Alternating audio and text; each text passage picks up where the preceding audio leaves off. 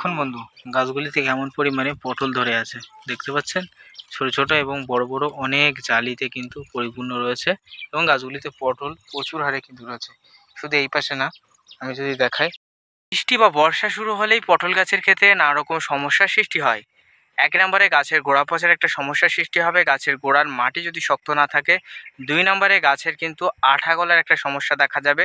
তিন নম্বরে কিন্তু ধসার একটা সমস্যা দেখা যাবে এবং চার নম্বরে কিন্তু হাজা এবং পচার সমস্যা দেখা যাবে।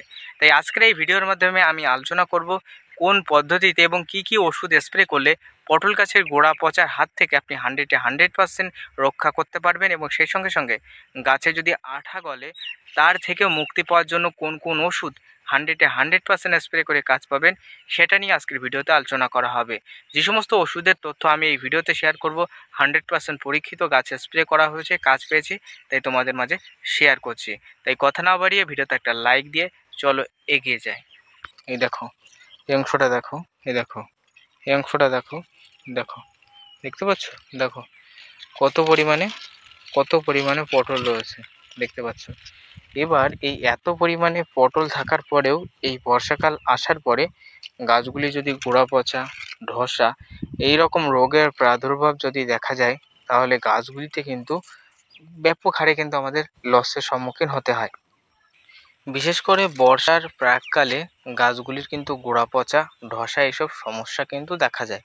সেই জন্য আমি ফার্স্টে আপনাদের রিকমেন্ড করব, আপনার গাছগুলিকে যথেষ্ট হারে টিকানোর জন্য জমিগুলি থেকে জলগুলিকে যথেষ্ট পরিমাণে পাস করে দেওয়ার চেষ্টা করবেন। দেখুন, ফার্স্টে আমরা কিন্তু জমির যে বান রয়েছে দেখতে পাচ্ছ, দুই পাশের বান দিয়ে আমরা কিন্তু নালাকরণ করে দিয়েছি। এই যে নালাকরণ করে দিয়েছি, আমি দেখাই তোমাদের, তাহলে তোমরা বুঝতে পারবে। নালাকরণ করে জল কিন্তু বার করে দিতে হবে। গোড়ায় জল জমলেই গাছগুলির কিন্তু গোড়া পচার রোগ দেখা যাবে। দেখো, এই যে নালা, এই যে বড় নালা, এই নালা দিয়ে এই মাঝখানে যে নালা দেখতে পাচ্ছ, এই যে মাঝখানে যে নালা, এই নালা দিয়ে জল কিন্তু নির্দিষ্টভাবে পাস হয়ে যাবে, ঠিক আছে? তাই জলগুলিকে যত তাড়াতাড়ি পারবেন, দ্রুত পারবেন, গাছের গোড়া থেকে পাস করে দেওয়ার চেষ্টা করবেন। আর এই টাইমে গাছের গোড়ায় কোনো রকম রাসায়নিক সার ব্যবহার করবেন না। দেখা যাচ্ছে 1 সপ্তাহ, 15 দিন, 10 দিন হয়ে গেছে, বৃষ্টি হচ্ছে এক নাগাড়ে, তাহলে গাছের গোড়ায় কোনো রকম রাসায়নিক সার দেওয়া যাবে না।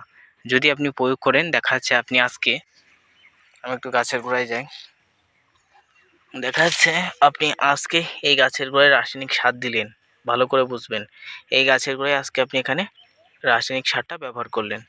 এবার রাসায়নিক সার ব্যবহার করার পর মিনিমাম 1 দিন যাবে, 2 দিন যাবে, 3 দিন যাবে, কোনো রকম রোদ নেই, এক নাগাড়ে বৃষ্টি হবে।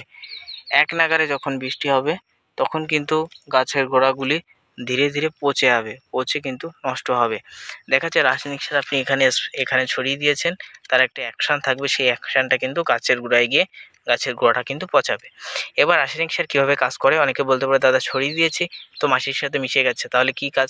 রাসায়নিক সার দেখা যাচ্ছে এখানে তুমি ছড়িয়েছো, সেটা যত মাটি শুকাবে, তত মাটি উর্বর করবে, তত গাছ কিন্তু তার শরীরে কিন্তু সেটা শেকড়ের মাধ্যমে খাবে, ঠিক আছে? একটা ব্যাপার থাকে। তাই প্রত্যেকের কাছে রিকোয়েস্ট, গাছের গোড়ায় অনবরত 1 সপ্তাহ থেকে 10 দিন বৃষ্টি হলে গাছের গোড়ায় কোনো রকম রাসায়নিক সার দেবেন না। এই টাইমে আপনি কি করতে পারেন, গোড়া থেকে অনেকটা দুধ দিয়ে সরিষার খোল ব্যবহার করতে পারেন। হ্যাঁ বন্ধু, এই টাইমে সরিষার খোল ব্যবহার করা যাবে। তবে দেখা যাচ্ছে 4-5 দিন বৃষ্টি হচ্ছে, ধরে আছে 2 থেকে 3 দিন, তাহলে তখন রাসায়নিক সার দেওয়া যায়, ঠিক আছে? তার নতুবা রাসায়নিক সার দেবেন না, দিলেই কিন্তু পটল গাছের গোড়া পচার একটা সমস্যা দেখা দেবে। এর পরবর্তীতে আমি যে কথা বলছিলাম, গাছের গোড়া পচার আরও কয়েকটা রিজন রয়েছে, কারণ রয়েছে। দেখা যাচ্ছে অনবরত জল হচ্ছে এবং আপনার একটু নিচু জমি, জল কিন্তু পাস হয়, আপনি কিন্তু অবহেলা করছেন যে 1 থেকে 2 দিন ফিসফিস করে জল হচ্ছে বা হালকা পরিমাণে জমিতে জল আছে, ও পাস করার দরকার নেই। ফলে গাছের গোড়ায় ধীরে ধীরে জল জমতে জমতে জমতে জমতে এক টাইমটায় গাছের গোড়াটা কিন্তু পচবে, গাছের গোড়া পচে কিন্তু গাছটা মারা যাবে। সেই জন্য আমাদের করণীয়, আমি ফার্স্টেই বললাম, জল নির্দিষ্ট নালা দিয়ে পাস করবেন। আর 2 নম্বরে গাছের গোড়ার মাটিটা প্যাচপ্যাচে ভেজে রাখবেন না বা নরম রাখবেন না। দেখাই, দেখো, হাত বসছে, হাতের আঙুলের ছাপ বসেছে জোরে, এই যে ঘুষিয়ে দিলাম, দেখো হাতের ছাপ বসেছে, বসেনি। তার প্রধান কারণ এই গাছের গোড়ায় এখনও মাটি প্যাচপ্যাচে ভেজে হয়নি এবং মাটিটা কিন্তু শক্ত রয়েছে, প্রচুর হারে শক্ত রয়েছে। ফলে এই গাছের কখনোই গোড়া পচবে না, গাছগুলি সুস্থ সবল থাকবে। মাটি, গাছের গোড়ার মাটি আপনি যত পরিমাণে শক্ত করবেন ততই আপনি গাছকে দীর্ঘদিন আষাঢ় মাস, শ্রাবণ মাস এবং ভাদ্র মাস টেকাতে পারবেন। বিশেষ করে বর্ষাকালীন ক্ষেত্রে পটল গাছের আঠা গলা একটা রোগ দেখা যায়। এরকম জায়গা থেকে আঠা গলবে, ফলে কিন্তু যেখান থেকে আঠা গলবে সেই অংশ কিন্তু পচে নষ্ট হয়ে যাবে। গোড়ার দিকে গেলে গোড়ার দিক নষ্ট হবে, ওপরের দিকে গেলে ওপরের দিক কিন্তু নষ্ট হয়ে যাবে। এই সমস্যা কিন্তু হয়ে থাকে বিশেষ করে বর্ষাকালীন ক্ষেত্রে। এটা কি জন্য হয়? এটা কিন্তু বর্ষাকালীন ক্ষেত্রে অনবরত গাছের গোড়ায় একটা জল জমলে ছত্রাক ব্যাকটেরিয়া আক্রমণ করে এবং তার ফলে এই সমস্যার সৃষ্টি হয়ে থাকে। তাই আমি আপনাদের বারে বারে রিকমেন্ড করব যে গাছের গোড়ায় মাঠটাকে শক্ত করতে হবে এবং গাছে যাতে কোনো রকম গাছের গোড়ায় কোনো রকম জীবাণু বা ব্যাকটেরিয়া অ্যাটাক না করতে পারে, এই জন্য গাছের গোড়ায় যথেষ্ট হারে আপনি কার্বোফ্লোরন 3% সিজি গ্রুপের ডন 3G, ফিউডন দানা এগুলো ছড়াবেন। লীল দানা গাছের গোড়ায় দিয়ে, এই গাছের গোড়ায় এখানে লাগলেও কিছু অসুবিধা নেই, যতটুকু পারবেন গোড়ায় ছড়াবেন। এবং গোড়ায় কিন্তু সমস্ত, শুধু গাছের গোড়া না, সমস্ত গাছের গোড়া এখানে ছড়ালেন, ছড়াতে ছড়াতে ছড়াতে সমস্ত গাছের গোড়া এবং সমস্ত জমি কার্বোফ্লোরন 3% সিজি গ্রুপের ফিউডন দানা ডন 3G সমস্ত জমি ছড়িয়ে দেবেন। আগে গাছের গোড়াগুলি ছড়াবেন, তার পরবর্তী সমস্ত জমি ছড়াবেন। 10 কাঠা জমিতে 2 প্যাকেট দেবেন, 1 বিঘে জমি হলে 4 প্যাকেট বা 5 প্যাকেট ব্যবহার করবেন। সারা জমি কিন্তু ছড়িয়ে দেবেন। এতে রাসায়নিক সারের কাজ করবে, প্লাস মাটিটা শক্ত করবে। আর মাটিটা এরকম লাল হবে, মাটিটা এই যে দেখতে পাচ্ছ হাতের ছাপটাই বসছে না, প্রচুর হারে শক্ত থাকবে। গাছের গোড়ার মাটি যতই শক্ত থাকবে ততই আপনার গাছ সুস্থ থাকবে। ঠিক আছে? তাহলে গাছের গোড়ার মাটিটাকে শক্ত করার জন্য কার্বোফ্লোরন 3% সিজি গ্রুপের ডন 3G ফিউডন দানা অবশ্যই দেবেন। এবার দাদা বলতে পারেন, অনেকে বলতে পারেন, দাদা তাহলে কি ছত্রাকনাশক দেবো না? ছত্রাকনাশক দেওয়ার কথা পরে আসছে, আগে গাছের গোড়ার মাটিটাকে শক্ত রাখো, প্যাচপ্যাচে ভ্যাজ ভেজে না, আগে শক্ত রাখো, তার পরবর্তীতে ছত্রাকনাশক স্প্রে করো। তার আগে কিন্তু ছত্রাকনাশক কোনোভাবেই স্প্রে করবে না। ফালতু টাকা তোমরা নষ্ট করবে না। আমি কথা দিচ্ছি তোমার গাছ সুস্থ সবল থাকবে। তাহলে গাছের গোড়ায় আগে কার্বোফ্লোরন 3% ছড়িয়ে দিলেন, রাসায়নিক সার দেওয়ার দরকার নেই। সমস্ত অংশ, শুধু গাছের গোড়া না, সমস্ত অংশ ছড়াতে ছড়াতে যাবেন। তাহলে কি হবে? তাহলে মাটিটা শক্ত থাকবে ও মাটির ভিতরে থাকা নানারকম কেঁচো, যেগুলো কিন্তু বিশেষ করে বর্ষাকালীন ক্ষেত্রে ক্ষতি করে থাকে, সেগুলো কিন্তু সমস্যা থেকে সমাধান পাবেন। এবার চলে আসি কিছুদিন বাদে, অর্থাৎ দেখা যাচ্ছে আপনার মাটিটা ভালোই পরিমাণে শক্ত হয়েছে এবং পটলের হাজা পচার আপনার তো ওষুধ তো দিতেই হবে। সেটা তো আপনার গোড়ায় তো স্প্রে করবে না, সেটা গাছে স্প্রে করবেন। হাজা পচার জন্য বৃষ্টি হলেই দিতে হয়, বিশেষ করে পটলের ক্ষেত্রে। এই যে এখানে দেখো পটল কেমন হারে ঝুলে রয়েছে, দেখছো কেমন হারে পটল ঝুলে রয়েছে। এই পটল এক নাগারে যদি 1 সপ্তাহ বৃষ্টি হয় তাহলে কিন্তু পচে যাবে।